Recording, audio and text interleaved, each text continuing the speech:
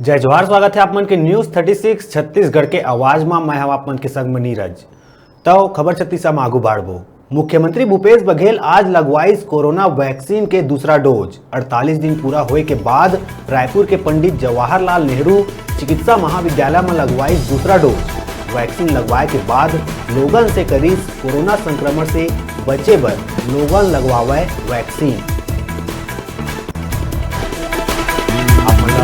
बता दें कि मुख्यमंत्री भूपेश बघेल आज कोरोना के वैक्सीन के दूसरा डोज लगवाई से 48 दिन पूरा होए के बाद रायपुर के पंडित जवाहरलाल नेहरू चिकित्सा महाविद्यालय में कोरोना वैक्सीन के दूसरा डोज मुख्यमंत्री भूपेश बघेल लगवाई से